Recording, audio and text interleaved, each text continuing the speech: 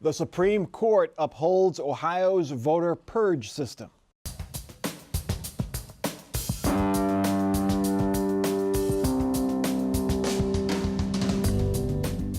Joining us on Columbus on the Record this week, Jackie Borchert, State House reporter for Cleveland.com. Kathy Kandinsky, State House reporter for the Columbus Dispatch. Dale Butland, Democratic strategist, and Bob Clegg, Republican strategist. Ohio has the nation's most aggressive system to keep its voting rolls tidy, and this week the U.S. Supreme Court said it's okay. For 24 years, Ohio has had a system that allows the state to erase a voter's registration if it's inactive for 6 years. The state flags the registration if the voter has not cast a ballot for 2 years. It sends a notification to the voter. If the voter does not vote, re-register, or sign a petition in those 4 years, the state can cancel that registration. Supporters, mainly Republicans, say it maintains the integrity of the voter rolls. Opponents, mainly Democrats, say it unfairly disqualifies people who choose not to vote, and it disenfranchises urban voters. Jackie Borchert, this does not affect the upcoming elections in August or November. But what does this mean for Ohio voters going forward? Well, it means that the state can resume the process of removing voters through what they call the supplemental process. So there's a couple different ways that they keep the rolls clean. You know, they take the voter database and they match it against a bunch of other databases, the DMV, for example. You know, when you go and renew your license, you can tell them that you want to update your address through the voter registration database. They also compare the records with death records, other databases across the country. And that catches a lot of people. People who move, they notify the post office. But the supplemental process is to catch people who don't necessarily notify the post office that they're moving, or you know, they've died and their death record is not, you know, matched with you know, the other way that they do it. So you know, it's been a process that's been in place, but each Secretary of State has applied it a little bit differently. And under Secretary of State Jennifer Brunner, before John Husted took office, it was an every other year process. And since about 2014, it's become an every year process. And one reason that Secretary of State Husted says that is because of a 2011 lawsuit that kind of challenged Ohio's voter rolls and said that they were a mess and had lots of duplicates, dead people, et cetera. Is the window too narrow, 6 years? Well, it's not necessarily that the window is too narrow. The problem is that the state, if you miss one election, right, just one, 2 years, yeah, that triggers the process of a letter going to you, but it's only one letter. If you don't reply to that letter and you don't vote for the next couple of elections, then you're removed from the roll. Well, the problem is that under federal law, you cannot disenfranchise somebody who skips elections, because the idea is you have the right to vote, then the right to vote implies the right not to vote. But what triggers this, and this is what the minority found in the court, what triggers this is not voting, right? So now that the court has ruled, though, that's the law of the land. So, but it seems to me that what Ohio could do is at least increase the number of notices that go, because it's easy to miss one notice.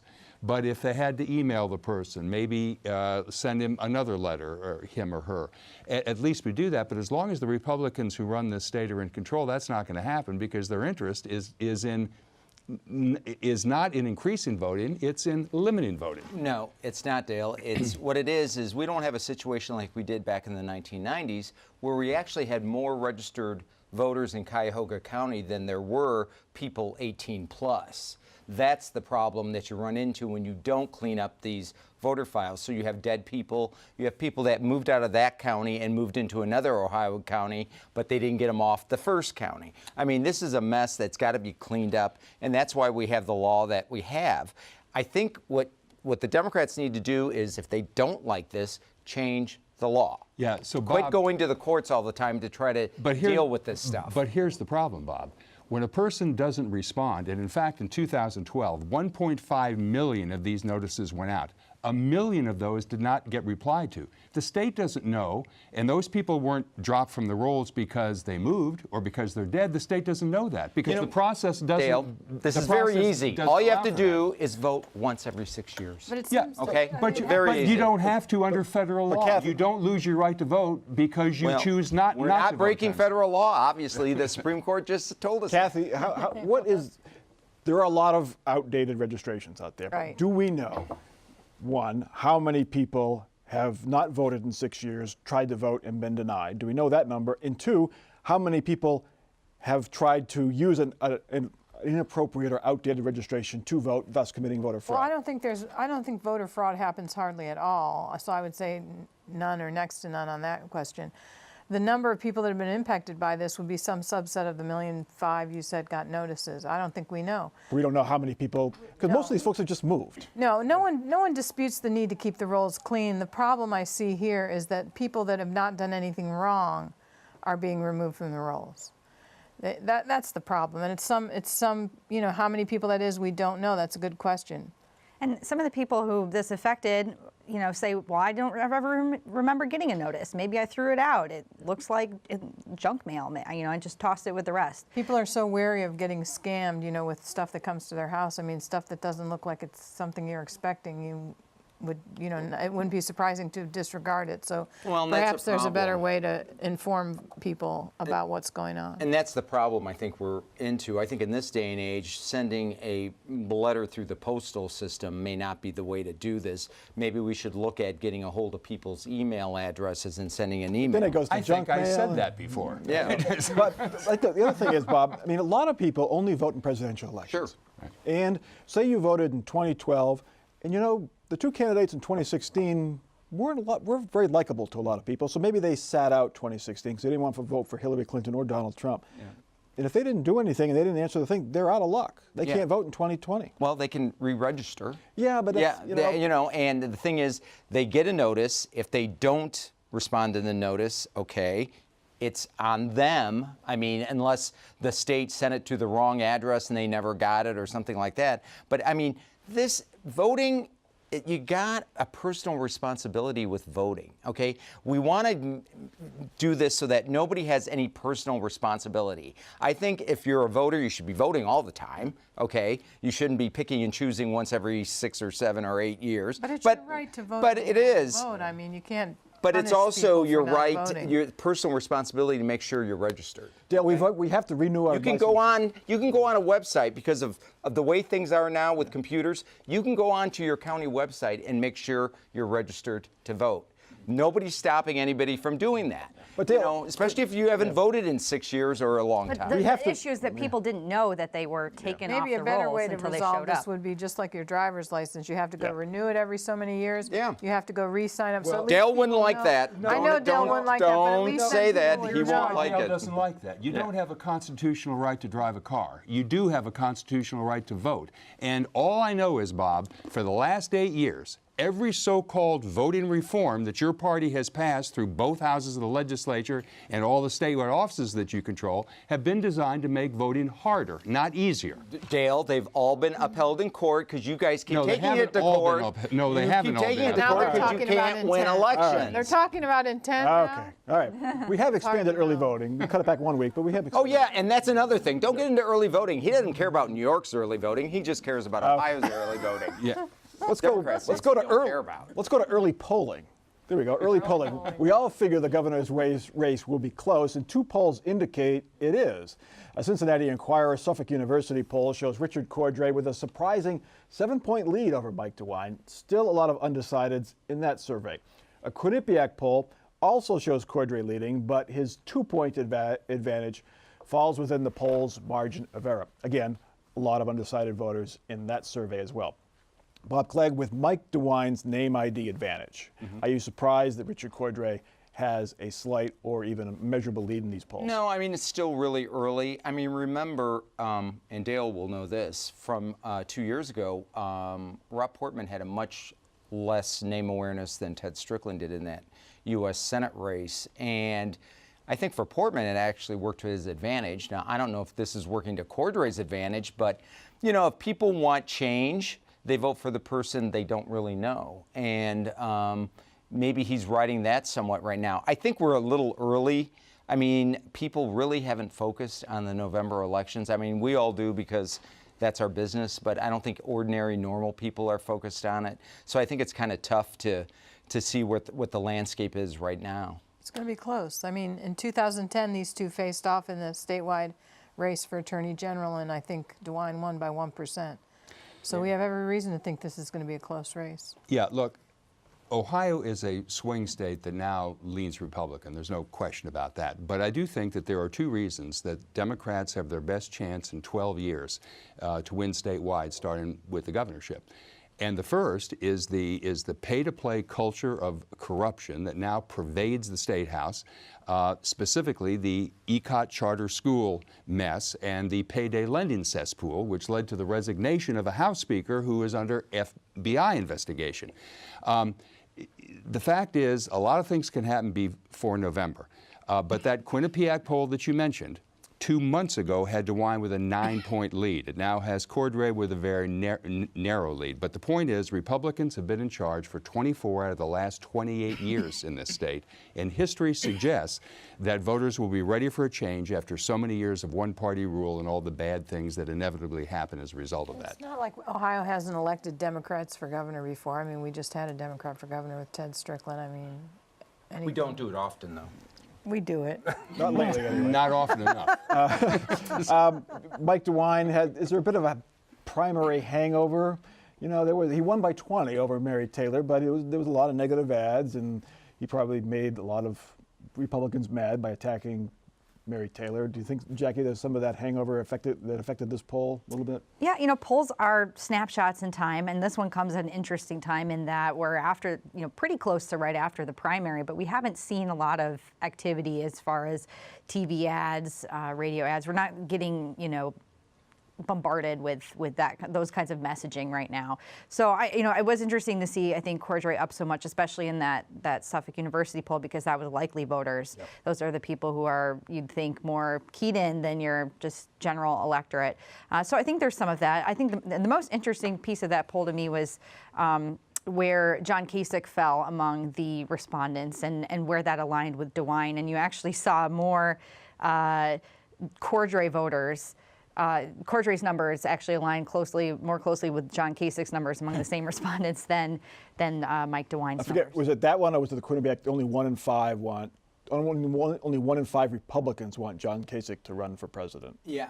Of course, Trump's very popular. I'm not surprised. Too. I mean, the governor is out there on Sunday morning talk shows criticizing the president, and I think a lot of Republicans here in Ohio aren't real fond of that, so I'm not surprised at those kinds of numbers. With the number of undecideds still pretty high and Richard Cordray not well known, I assume we're going to see a lot of negative ads from Mike DeWine trying to let people know about Richard Cordray as far as how he thinks of him anyway. Well, and Cordray is going to have to come out in front early on those, because speaking of 2 years ago, you know, Ted Strickland was up in this same poll around the same time, and then he just got hammered with ads from Portman and allied groups, and we just saw the numbers tank, over the following couple months, and he just couldn't afford to hit back. DeWine felt the need to go negative in the primary against Mary Taylor. I mean, we would expect him to go negative multiple times more than that. Healthcare is the number one issue in these polls. Kathy, that surprised you? Always economy is the number one, but healthcare is number one in these polls, and has been consistently for a few months now. Everybody's worried about their healthcare, and there's talk now about changes to the ACA and how that might impact some popular provisions of the healthcare law, like pre-existing conditions, keeping your kids on your policies till they're 26. Healthcare is expensive. It keeps going up every year. I think it's the number one consumer issue. Mike, I don't think it's so much about health care as it is the fact the economy is doing so well. Because, I mean, for the last 8 years, the economy and jobs has been the number one priority, not health care. Even though health care got a lot of play in those 8 years because the economy was doing so badly. But the economy is going like gangbusters, both here in Ohio and throughout the country. And we're at our lowest unemployment that we've had in 20, 30 years. So, I mean, it makes sense that, that's no longer on people's minds as much. Dale, Republicans ran against Obamacare for 8 years. Do Democrats now try to capitalize on health care as a big issue in this election?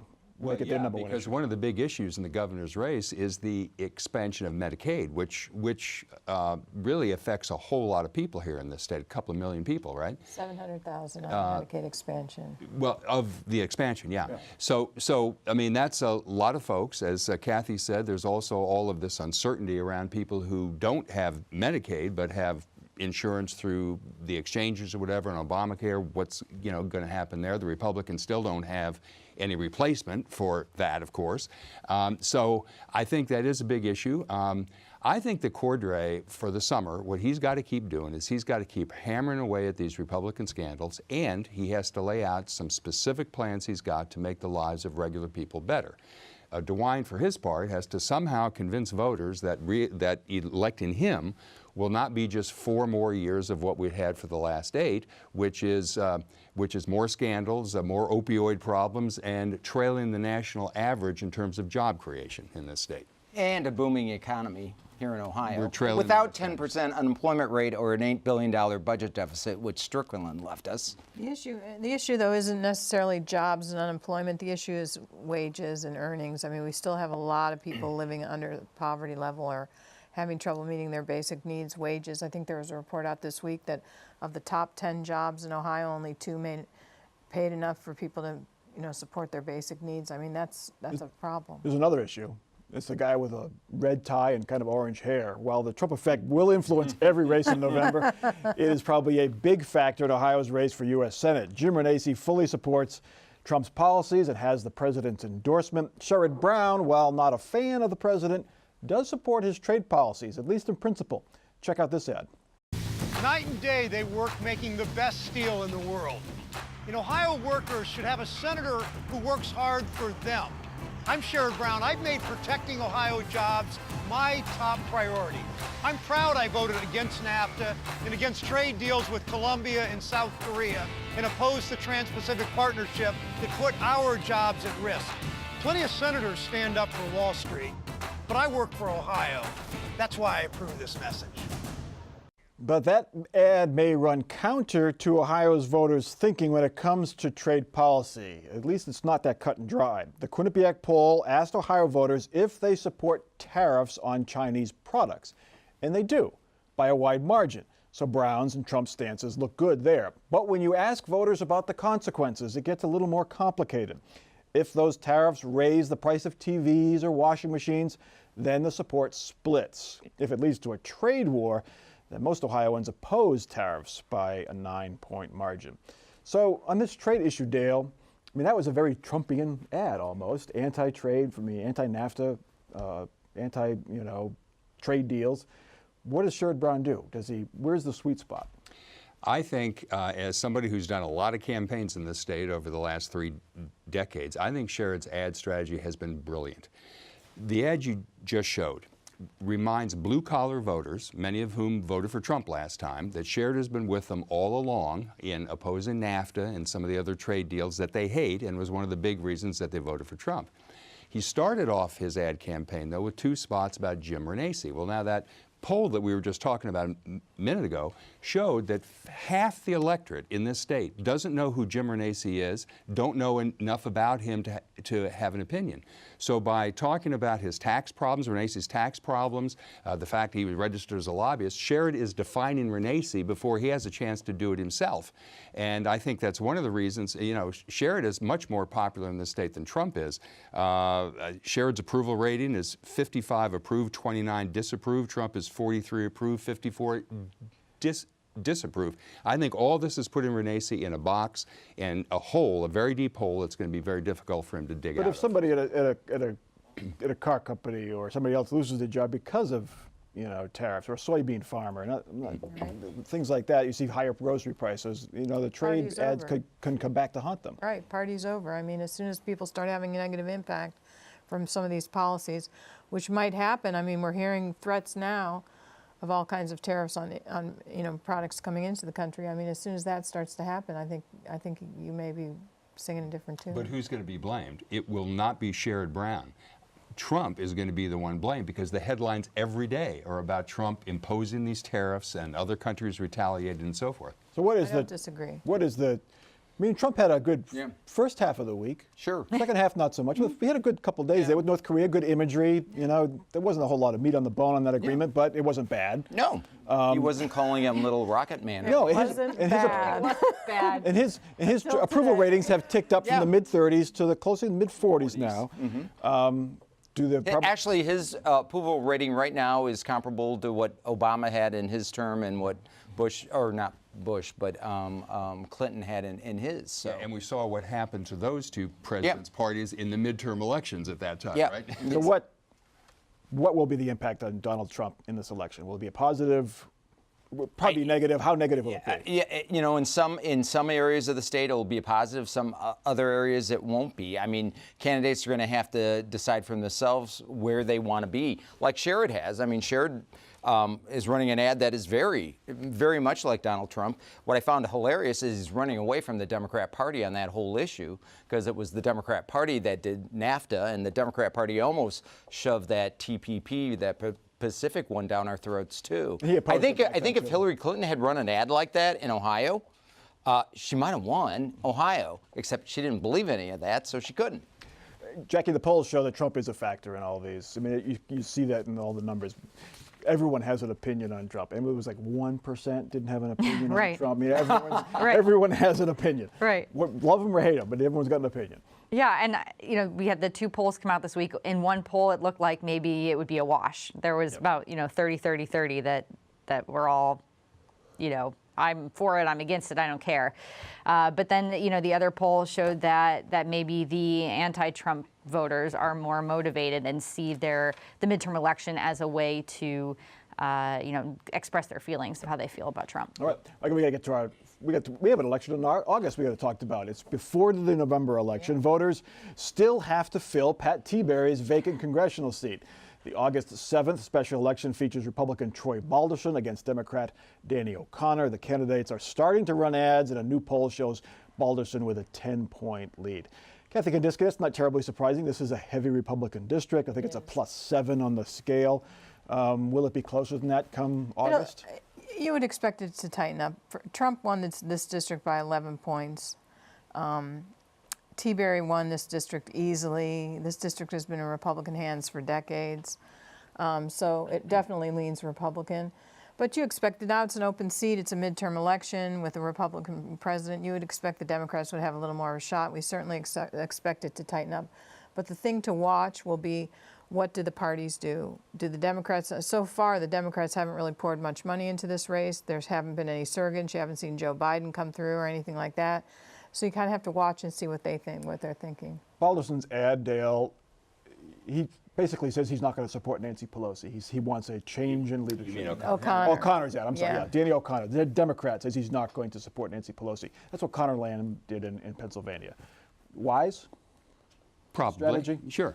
Yeah, I mean, look, my own personal view, I think that Nancy Pelosi was a wonderful House Speaker, but I also think that her time has passed. I've been saying for a very long time that I think my party has to start nurturing the next generation of leadership. We can't keep going back to these same old people, whether they're here in the state or in D.C. So I think that's probably wise. Look, this is going to be an uphill fight for us. As Kathy said, it's been overwhelmingly Republican since it was redrawn 7 years ago.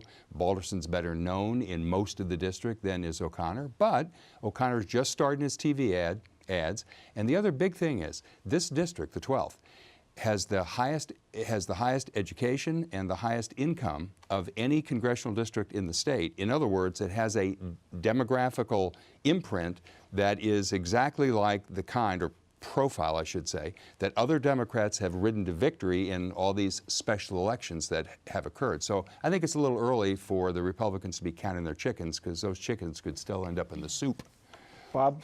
Even if Balderson wins in August, Yeah. November is a whole new ballgame because turnout will be higher in November than August. And that's what I think the Democrats' real problem here with this district is the fact that we're talking about a August 7th special election.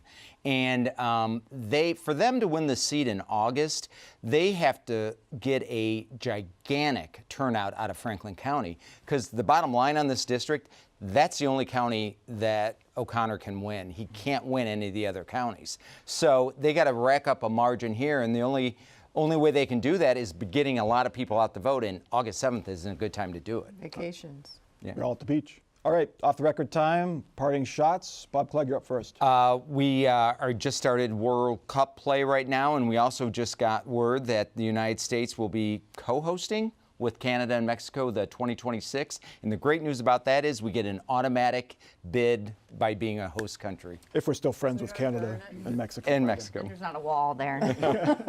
Dale. Prior to this week's summit meeting, the Trump administration repeatedly said that the only measure of success would be whether North Korea agreed to complete and verifiable, irreversible denuclearization. Well, Kim didn't agree to a single concrete step toward denuclearization, but he did get a huge propaganda win by meeting with Trump as an equal and talking him into ending our joint military exercises with South Korea, which are so important to the safety of our 28,000 troops there. So by November, I think voters are going to figure out that Trump has got himself taken to the cleaners, and that's going to hurt Republicans in the fall. Kathy. I'm going to preview a story we have coming in the paper Sunday. We're going to have an analysis, perhaps the first in the nation, of spread pricing with pharmacy benefit managers, pharmacy pricing in Ohio's Medicaid program. You might be surprised at how much money's going elsewhere. And Jackie. We've got another week or two of legislating at the State House. Some big ticket items still left hanging. The one that I think a lot of people are watching is the payday lending legislation, and my prediction is it's not going to pass the way it passed the House, but we'll see what exactly gets changed. Now in the hands of the Senate. Mike Pence, the vice president, timing is everything. Mike Pence, a very strong opponent to gay marriage and critic of gay rights, picked Pride weekend to come to Columbus with 500,000 people here, and then he stayed in a hotel at the corner of High and Gay Streets. So, advanced man needs to do a little more work. Anyway, that is Columbus on the Record for this week. Check us out online, Facebook, Twitter, and every episode at our website, WOSU.org. For our crew and panel, I'm Mike Thompson. Have a good week.